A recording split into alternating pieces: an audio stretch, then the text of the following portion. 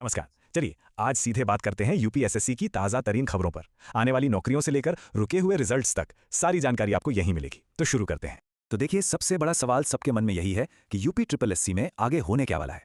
कौन कौन से नए विज्ञापन आने वाले हैं और जिन रिजल्ट्स का महीनों से इंतजार हो रहा है वो आखिर कब तक आएंगे।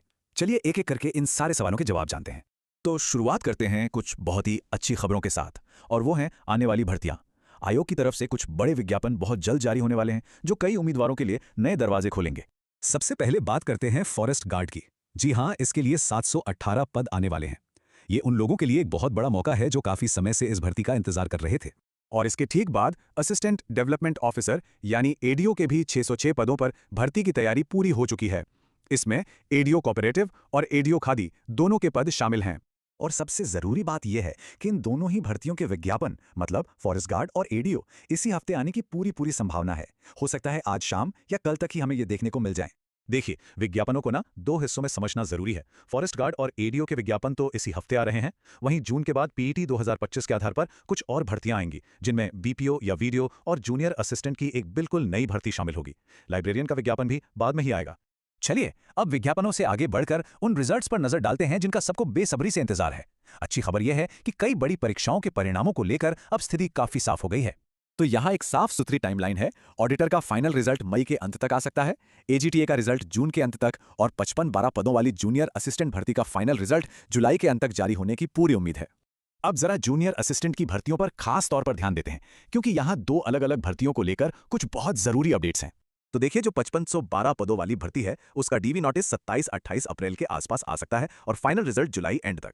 वहीं जो 3284 पदों वाली दूसरी भर्ती है उसकी फाइनल आंसर की और रिजल्ट भी इसी हफ्ते, मतलब 28-29 अप्रैल तक आने की पूरी संभावना बन रही है।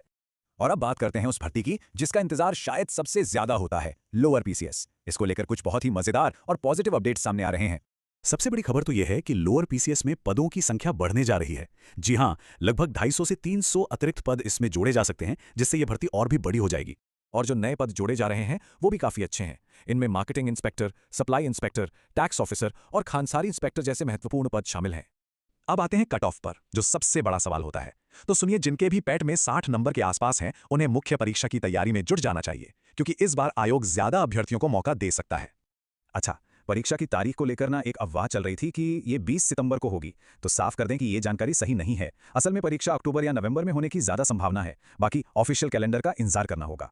चलिए अब आखिर में कुछ और जरूरी अपडेट्स पर भी एक नजर डाल लेते हैं, जिसमें लेखपाल भर्ती और अगले पैट से जुड़ी जानकारी शामिल है। तो लेखपाल के उम्मीदवारों के लिए सीधा अपडेट ये है कि फीस जमा करने का लिंक इसी हफ्ते एक्टिवेट हो जाएगा। मतलब जो लोग इंतजार कर रहे हैं वो अगले कुछ दिनों में अपनी फीस जमा कर पाएंगे। और आगे की प्लानिंग करने वालों के लिए पेट 2025 का शेड्यूल भी लगभग तय है। इसका विज्ञापन जून में आएगा और परीक्षा अक्टूबर के महीने में करवाई जाएगी। तो इतने सारे मौके एक साथ सामने आ रहे हैं, विज्ञापन भी हैं, रिजल्ट्स भी हैं। अब सवाल बस एक ही बचता है कि इन सब के लिए तैयारी का क्या हाल है, क्योंकि मौके तो आ रहे हैं पर सफलता सिर्फ सही तैयारी से ही मिलेगी।